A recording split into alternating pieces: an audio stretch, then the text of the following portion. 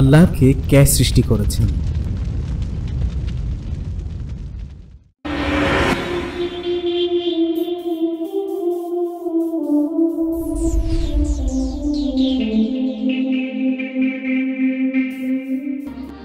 সাধারণত মানুষ যখন সৃষ্টি সম্পর্কে চিন্তা করতে থাকে তখন চিন্তার এক পর্যায়ে এমন এক জায়গায় পৌঁছে যায় যেখানে স্রষ্টার বিষয়টি চলে আসে এবং স্বাভাবিকভাবেই তারা সৃষ্টিকর্তার বিষয়ে গভীরভাবে ভাবে।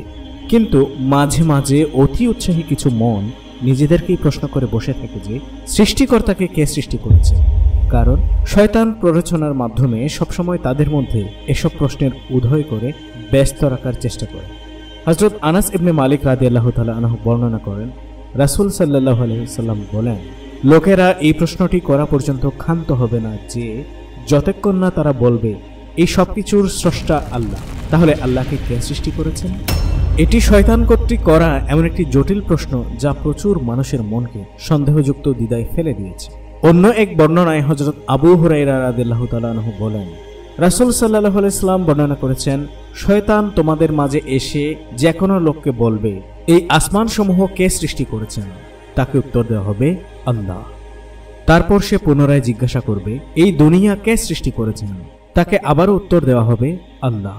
অতঃপর সে আবারও জিজ্ঞাসা করবে আল্লাহকে কে সৃষ্টি করেছেন। নাউযুবিল্লাহি মিন যালিক। রাসূল সাল্লাল্লাহু আলাইহি ওয়াসাল্লাম বলেন, যদি তোমরা এরকম প্রশ্নের সম্মুখীন হও বা এই ধরনের চিন্তাভাবনার মাঝে পড়ে যাও, তবে বলো আমি আল্লাহকে বিশ্বাস করি এবং তার রাসূল সাল্লাল্লাহু আলাইহি ওয়াসাল্লামকে। তবে এর মানে এই নয় যে ইসলামে এই প্রশ্নের উত্তর নেই। এর মানে হলো কোনো মানুষের মনোভাব বা মনে মনে এমন সন্দিহান হওয়া উচিত নয় যে আল্লাহর একজন স্রষ্টা আছে বা থাকতে পারে। এটা মনে রাখতে হবে যে ইসলামে সব ধরনের প্রশ্নের উত্তর রয়েছে। সুতরাং যদি কেউ আপনার বা কারো কাছে এই ধরনের প্রশ্ন উত্থাপন করে তবে তাকে থামিয়ে দেবেন না, কেননা প্রত্যেকেরই ইসলাম সম্পর্কে জানার অধিকার রয়েছে। এখন যদি কেউ প্রশ্ন করে সৃষ্টিকর্তাকে কে সৃষ্টি করেছেন, তাহলে তার এই প্রশ্নের সাথে সাথে আরও একটি প্রশ্ন আলটিমেটলি দাঁড়িয়ে যাবে এবং সেটি হলো প্রশ্নকর্তার প্রশ্ন অনুসারে তিনি এই বিষয়টিকে সুস্পষ্ট করতে চাচ্ছেন যে সৃষ্টিকর্তার একজন সৃষ্টিকর্তা আছে, তিনি কে?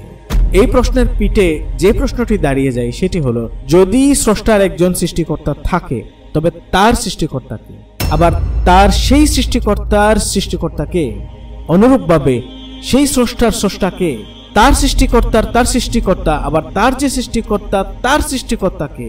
অর্থাৎ এই অনুক্রমটি বা প্রশ্নের ধারাটি কোনো শেষ নেই, এটি পর্যায়ক্রমে চলতেই থাকবে সীমাহীনভাবে। কিন্তু যতই উপরে যাওয়া হোক না কেন এটির কোনো শেষ নেই। আর এটি বিজ্ঞানের দর্শনের প্রাথমিক বিষয় বলা যায়।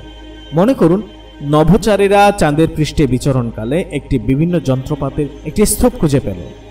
যন্ত্রপাতিগুলো বিভিন্ন পরীক্ষা নিরীক্ষা করে 100% নিশ্চিত হওয়া গেল যে এই যন্ত্রপাতিগুলো আমেরিকান বা রাশিয়ান কোনো মহাকাশচারী ফেলে যায়নি, অর্থাৎ এগুলো পৃথিবী থেকে আগত নয়, এটা একদম নিশ্চিত।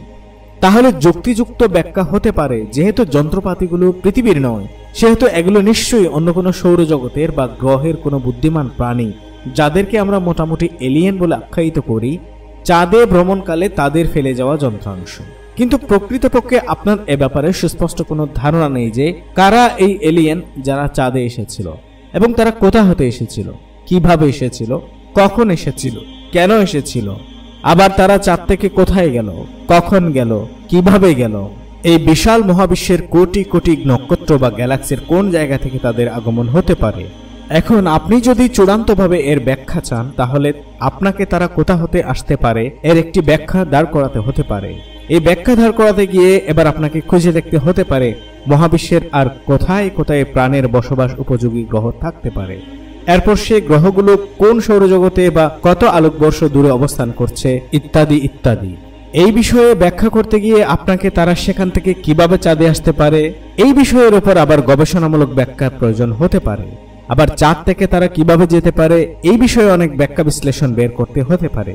কিন্তু শেষ পর্যন্ত আপনি ব্যাখ্যার পর ব্যাখ্যা বা বিশ্লেষণের উপর বিশ্লেষণ দাঁড় করিয়েও সুস্পষ্ট কোনো সিদ্ধান্ত উপনীত হতে ব্যর্থ হবেন যে প্রকৃতপক্ষে কারা এসেছিল, কেন এসেছিল, কোথা হতে এসেছিল এবং কিভাবে এসেছিল, আবার কোথায় গেল, কিভাবে গেল। এই সবগুলো প্রশ্নের কোনো উত্তরই আপনি দিতে পারবেন না অনেক গবেষণা শেষেও।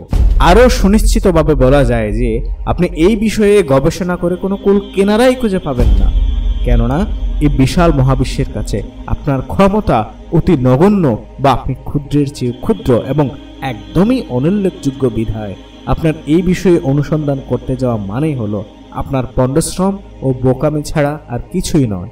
এবং এটি একটি অমীমাংসিত বিষয় যে যন্ত্রপাতিগুলো কারা ফেলে গিয়েছে এই প্রশ্নের কোনো উত্তরই পাওয়া যাবে না।